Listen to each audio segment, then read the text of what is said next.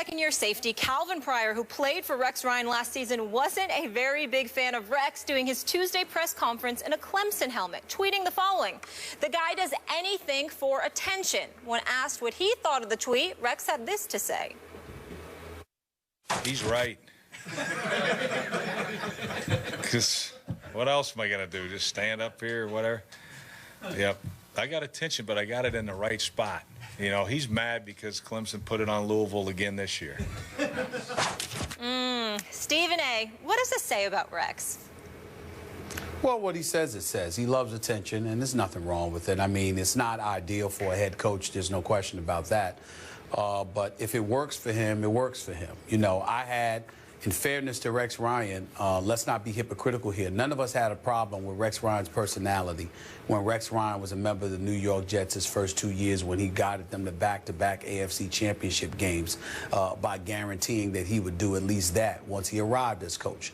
The problem is 4 years followed: an 8-8 season, a 6-10 season, an 8-8 season, and then the abysmal 4-12 season where Rex Ryan admitted to us to our face that he deserved to be fired. So when you look at it from that perspective, and then you look at some of the troubles that they've had this year, they're on the outside looking in right now. They're behind the Jets and the New England Patriots in the division. You know, you got Cincinnati and Indianapolis and Denver that are going to win their divisions. And then you've got the Oakland Raiders that are going to be relevant in the playoff picture, the Pittsburgh Steelers as well. So, you know, Buffalo's on the outside looking in. He walked in there guaranteeing some things again. I think the problem with Rex Ryan is that Rex Ryan is coming across as an individual that uses headlines to disguise his ineptitude. And that's what this comes down to. Again, when he's winning, you can never say that about him.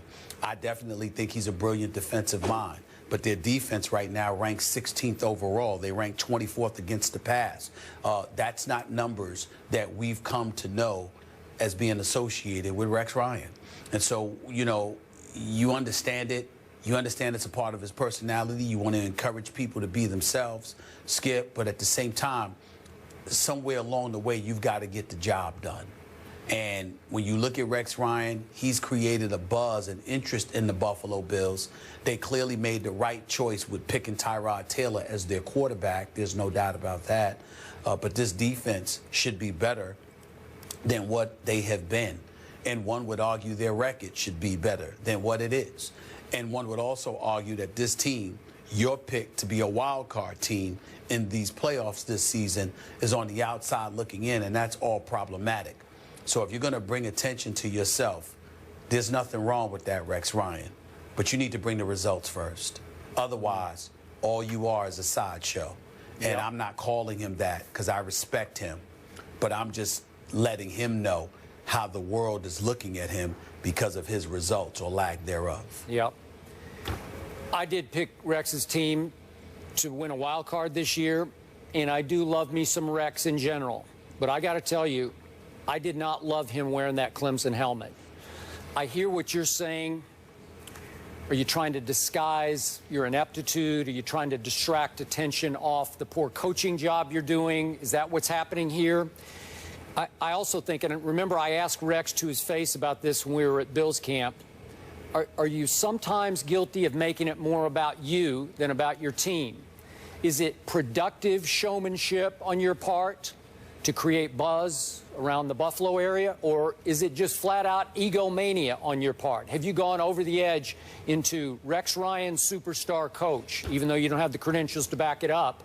You're certainly one of the most recognizable coaches in the National Football League.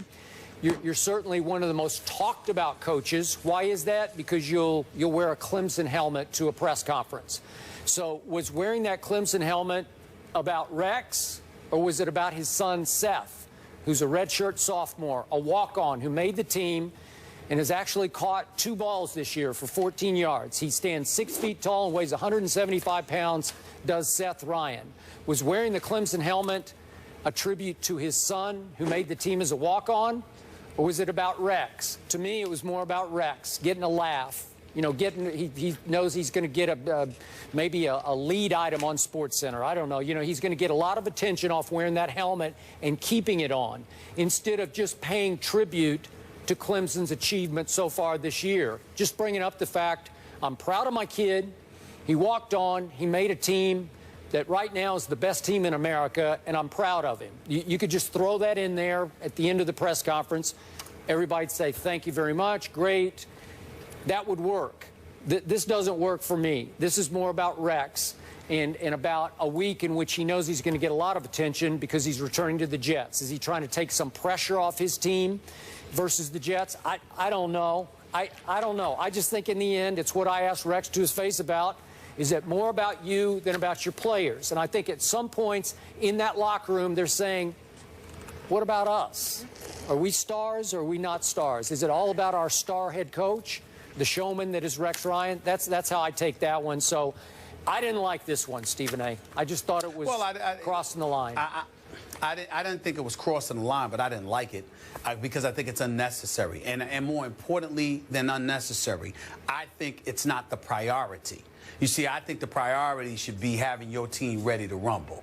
I think if Rex wants to bring attention to himself, Rex could bring attention to himself by rolling up at a press conference and announcing we're going to come at it, by guaranteeing a win, by telling you we don't give a damn who this team is, we're going to go for it. He can bring attention to himself that way. You know, there are ways to do it in a fashion that, although it might be unadvisable in some people's eyes, you can understand it because if you're a Rough Rider, that's how you want people to know you're coming at your business. It's just that simple. And so there's no harm in that. And I can also understand and appreciate it because what he wants is he wants the world watching his team and he wants the world watching him. It interests him. It ignites him. It sparks him, supposedly. The problem is that you have 4 years in which all of that bluster amounted to absolutely nothing. 4 consecutive years as the head coach that you were out.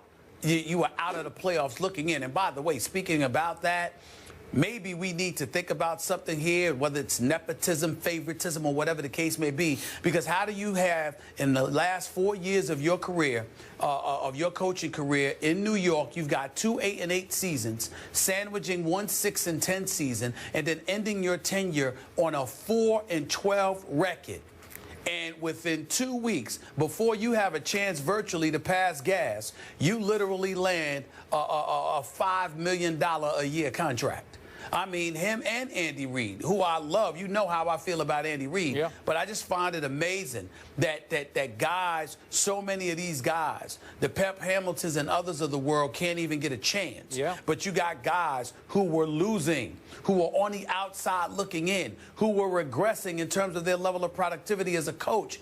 And they literally leave a job, and before they have an opportunity to pick up the phone and call their family to inform them that they're unemployed, they already got another job, and it's giving them $5 million a year. I find that very interesting. I do too. Now, again, back to Pep Hamilton, he got scapegoated. That was as unfair a firing as I've ever seen, and it really set him back in his, his path up to become a head coach. God bless him. But back to Rex. Look, the Bills. Okay, you're hiring, we all acknowledge, one of the best defensive minds, if not the best defensive mind in pro football. So you got that going for you. And you like the showmanship. You like the buzz he creates in an area that has had no buzz of late.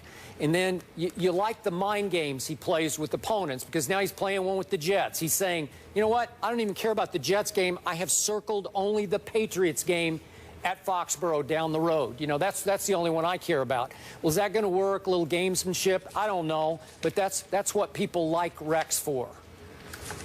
I agree. I also There's no doubt about it. If the coaching thing doesn't work out, he certainly has a future in PR. I mean, he can manipulate the media better than anybody and stay relevant, and maybe that's helped him a little bit, to your point. I know the coaching pedigree and what a great defensive mind, but staying relevant. I think that's worn out. I think that years ago it was far more effective when he was winning football games. Now it doesn't work on us because we're able to turn around and look at your team and say, wait a minute, it ain't what you said it was going to be. It wasn't that way for the last 4 years when you were with the New York Jets. You came to Buffalo, you talked about the talent that you have and how confident you were. And not only that, you don't have the problem you had in New York with Geno Smith or Mark Sanchez before him as your quarterback. Now Tyrod Taylor actually looks impressive. You look at his numbers. I mean, Skip the Deuce completing about 70% of his passes. Love him. The turnovers. I mean, he's getting the job done. So really, If that's the case, then what's your problem, Rex Ryan? Because your offense isn't too shabby. Your defense is the problem, and that is supposed to be where your level of expertise lies. It's the very reason you got a head coaching job. But the defense right now is suspect. So I think it's worn thin with a lot of us. We look at Rex Ryan. I mean, what's not? But You got to respect we're talking about him. We're talking about him more than Belichick, Marvin Lewis, Ron Rivera, the undefeated coaches. So he is winning in that sense. Well, you can say he's winning, or is he embarrassing himself, Molly, because he's got us talking about him, because he's bringing attention to himself for all the wrong reasons. Is that your definition of winning? It ain't mine. No, I mean in terms of manipulating the media and the PR aspect, but I know what you mean. From the football perspective, yes, clearly more impressive. It's all about winning. So in the end, the question is, if Rex fails in Buffalo, will he wind up in the media business? Will he be sitting on the first take desk at some point? I don't know. Listen, I think so. I'd hire him for a television job. But the point is that unlike other folks who may have elected to be in this business, in a roundabout way, he's forced to, if that happens, because it would be entirely premature. This is only his second head coaching job. I look at a guy like Brian Billick, Skip Bayless. I don't understand for the life of me. He coached 9 years. He's a Super Bowl champion. And somehow, some way, he hasn't gotten a head coaching job. But you got the Rex Ryans and Andy Reids of the world, who I respect, by the way. But they never won a Super Bowl, and his job offers come. I mean, it's about who you know. I mean, that clearly appears to be the case. And I'm not saying I don't know Brian Billick from a can of beans. I'm just saying that I see him and I see the words Super Bowl champion. But somehow, some way, he's an analyst in television, and Rex Ryan is coaching and bringing attention to himself during press conferences. I have something wrong with that picture. I want winners. I think maybe Brian Billick. Yeah, Brian Billick might have just decided this is a lot easier to analyze games than to actually have to coach games. Right?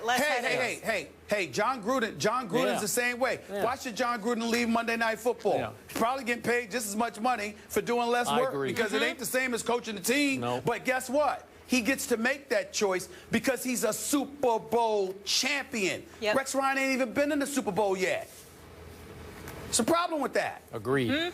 Fair enough. And we will leave it there, because guess what's coming up next? Rapper Jeezy is in the house, and I love it. So much to get into with him. NFL, NBA, social issues. His new album drops Friday. We'll talk to him in just a bit. Good morning. Morning. How are we doing? Welcome. What's going on? How are you? Good to see you. Good.